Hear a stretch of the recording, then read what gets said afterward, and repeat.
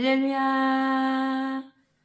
성경 읽는 부모학교 오신 여러분 환영하고 축복합니다. 오늘은 창세기 12장 아브라함에 대해서 한번 알아보도록 하겠습니다.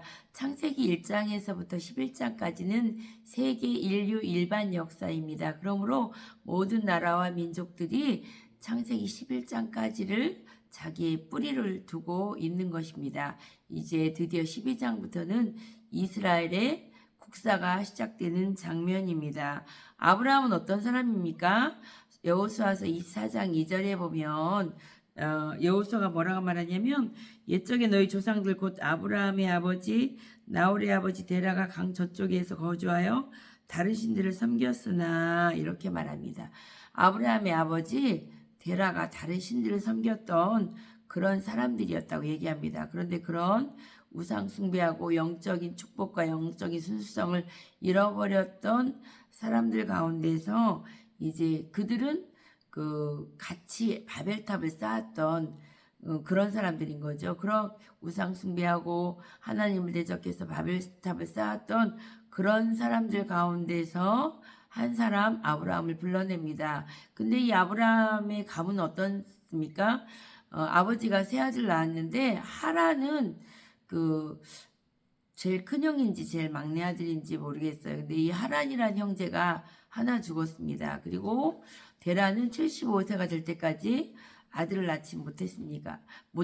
그 바벨론 상황 아래서 우상 숭배하는 셈족의 한 가문이 이제 점점 죽어가며 저주받아가며 우상 숭배 덕분에 멸절해 가고 있다. 그런 분위기 속에서 죽음과 저주가 있는 가문에서 이제 이 아브라함을 불러내서 새로운 희망으로 하나님 세워주시고 있는 것을 볼 수 있습니다. 창세기 12장 1절에서 3절 제가 읽어드리겠습니다. 여호와께서 아브라함에게 이르시되 너는 너의 고향과 친척과 아버지 집을 떠나 내가 내게 보여줄 땅으로 가라. 내가 너로 큰 민족을 이루고 내게 복을 줘 내 이름을 창대하게 하리니 너는 복이 될지라. 너를 축복하는 자는 내게 복을 내리고 너를 저주한 자에게 내가 저주하리니 땅의 모든 족속이 너로 말미암아 복을 얻을 것이라 하신지라. 아멘. 이렇게 아브라함이 갈대아우르에서는 우상 숭배를 했었고 또 한 가족의 형제가 죽고 자기는 아기를 못하는 죽음과 저주가 있는 땅과 가문에서 이제 떠나라는 거예요. 우상 숭배하고 저주받은 그 지역에서 떠나라. 그러므로 내가 보여줄 땅으로 가면 어떤 축복을 주냐면 내가 너로 큰 민족을 이루겠다. 또 내게 복을 주겠다. 내 이름을 창대하게 하겠다. 너는 복이 될 것이다. 너를 축복한 자를 복을 드리고 너를 저주한 자에게 내가 저주하겠다. 땅의 모든 족속이 너로 말미암아 복을 얻을 것이다. 라는 7가지 복을 줍니다. 오늘 그 중에서 제일 먼저 나오는 너는 큰 민족을 이루고 이거에 대해서 한번 우리 알아보도록 하겠습니다. 아브라함은 이삭을 낳고 이삭은 야곱을 낳고 야곱은 12아들 낳죠. 12아들 낳으면 와 엄청 하나님이 큰 민족을 이루고 복을 주셨네 라고 생각할 수 있으나 그렇지 않습니다. 하나님은 창세전부터 12지파를 계획하셨습니다. 구약에는 12지파, 신약에는 12제자, 또 요한계시록에 가면 예루살렘 큰 성에 들어갈 때 12진주문이 있다고 얘기합니다. 그러면 하나님은 처음부터 큰 민족을 이루되 이것을 12지파, 12제자 이렇게 해서 하나님이 12아들을 준 것, 야곱에게 12아들을 준 것은 하나님 나라의 씨를 주셨다 이렇게 보면 되는 것입니다. 그래서 12아들 중에 요셉이 종으로 팔려가서 애굽으로 살게 되죠. 그래서 그곳에서 총리가 된 다음에 이 가나안 땅에 흉년을 들여서 이제 먹고 살 것이 없으니까 할 수 없이 이 아브라함의 야곱의 가문이 이제 애굽 땅에 들어가서 살게 되는다는 창세기 스토리를 보면 하나님이 처음부터 큰 민족을 이렇게 이루어가는 하나의 재미있는 역사 대화 드라마를 우리가 보고 있는 것입니다. 요셉을 통해서 애굽에서 총리가 된 다음에 이렇게 얘기합니다. 창세기 46장 34절에 보면 바로가 묻거든 우리는 대대손손 목축을 생업으로 삼고 있는 사람들입니다. 그러면 그렇게 하면 바로가 이 애굽 사람들은 목축업을 가증히 여기나니 당신들은 고센 땅을 달라고 하십시오. 이렇게 얘기하라고 합니다. 왜 애굽 사람들은 목축업을 가증히 여길까요? 이 얘기 전에 이 얘기부터 해야 됩니다. 하나님이 왜 가나안 땅에서 큰 민족을 이루지 않고 애굽 땅에 가서 큰 민족을 이루게 하실까요? 가나안 땅에 있는 가나안의 7 족속들은 이민자들을 받아들이는 정책을 핍니다. 그래서 혼혈시키는 정책을 핍니다. 예를 들면 창세기 34장에 보면 야곱의 딸 디나가 세겜성에 놀러 갔다가 하몰의 아들 세겜에게 성폭행을 당하죠. 그래서 그 하몰이 이렇게 얘기합니다. 야곱에게 와서 네 딸 디나를 우리에게 줘라. 그리고 우리의 딸들도 너희 아들들에게 줄 테니까 우리 통혼을 해서 같이 장사도 하고 재밌게 여기 살자 이렇게 얘기합니다. 가나안 족속들은 혈통주의가 아닙니다. 모든 사람들을 받아들이는 이민 정책을 하기 때문에 가나안의 음란한 족속과 가나안 땅은 뭐예요? 바알 우상 숭배예요. 바알 우상 숭배는 일부 때는 제사를 드리고 2부 때는 술 먹고 음란 행위를 하는 것을 자기들 종교 행위로 삼는 거거든요. 그러니까 이스라엘 백성들이 가나안 땅에 있다가는요.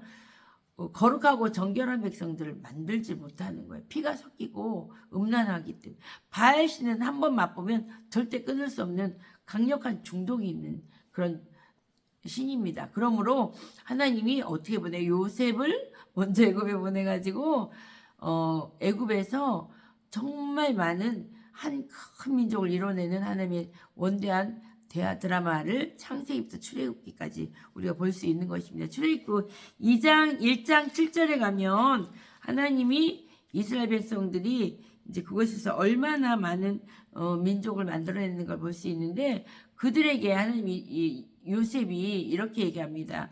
우리 바로왕에게 가서 우리는 대대손손 목축을 생업으로 삼는다 이렇게 얘기하면 그들이 목축을 가증히 여김으로 고센 땅을 줄 것이다 이렇게 얘기합니다.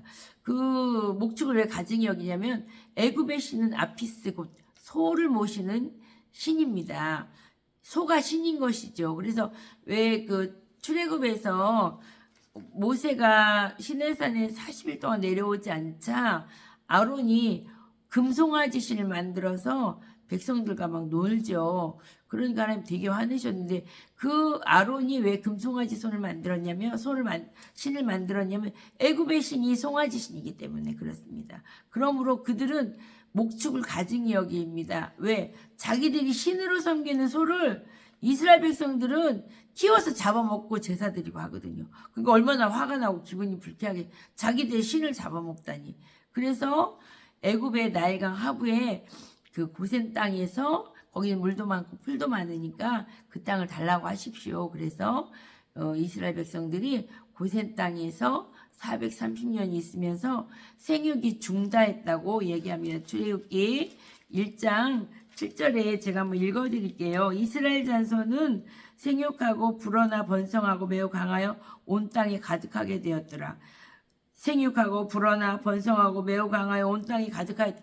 이것은 반복 어법을 취해서 굉장히 이스라엘 백성들이 힘차게 많은 백성들이 번성했다고 이야기하고 있는 것입니다. 아브라함에게 약속했던 바 내가 너로 말미암아 큰 민족을 이루겠다고 하는 것을 이 애굽에 와서 성취하는 것을 볼 수 있습니다. 이제 애굽 땅에 와서 430년 만에 260만이라는 약 300만 명의 거대한 큰 민족을 이뤄낸 거지.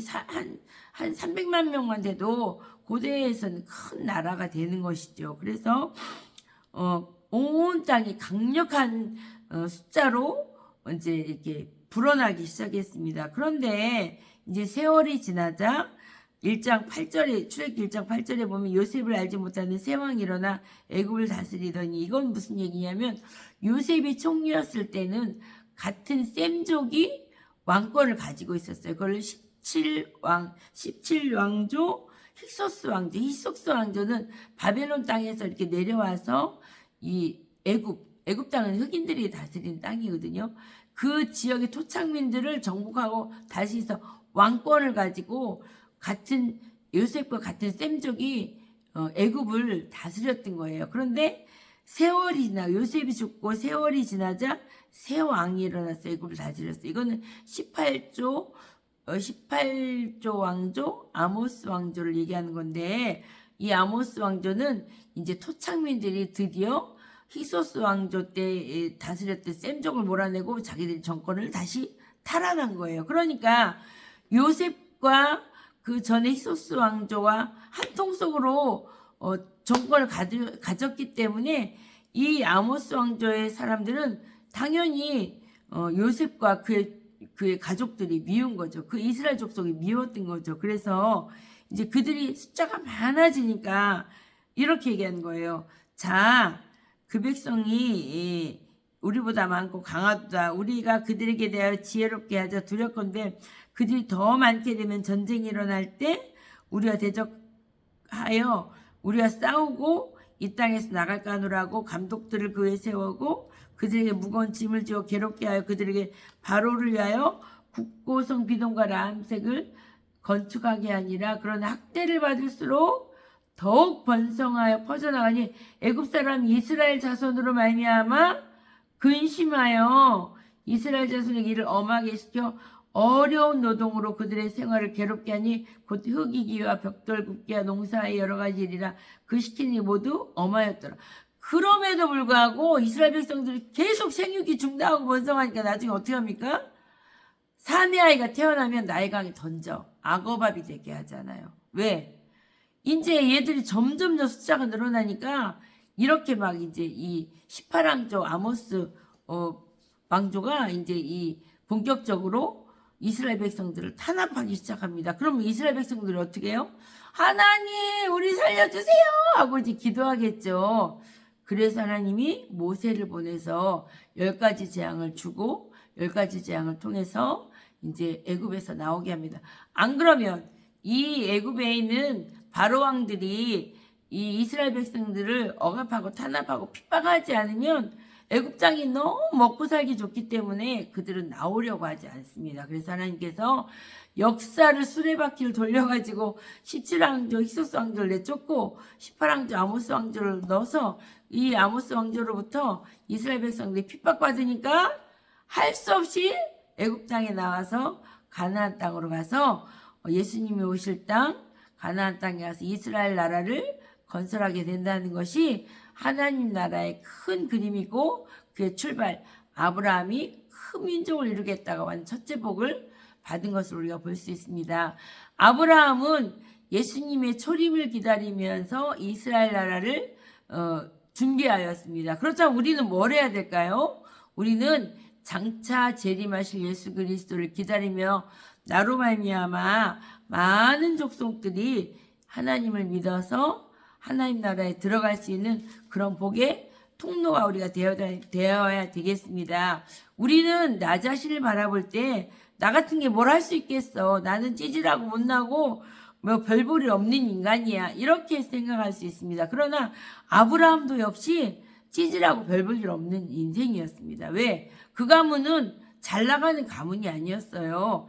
형제가 하나가 죽었고 자기는 75세가 될 때까지 자녀도 못 낳았잖아. 참 찌질하고 형편없는 가문이고 형편없는 인물이었습니다. 그러나 아브라함을 부르시는 하나님의 뜻은 원대했습니다. 내가 너로 큰 민족을 이루게 해주겠다. 그렇다면 우리에게 적용하면 어떻습니까? 내가 오늘날 아브라함입니다. 하나님께서 나를 부르시면서 목적이 뭡니까? 내가 너로 큰 민족을 이루게 하겠다. 그러므로 너는 강하고 담대해라. 하나님께서 너로 말미암아 비전이 크다.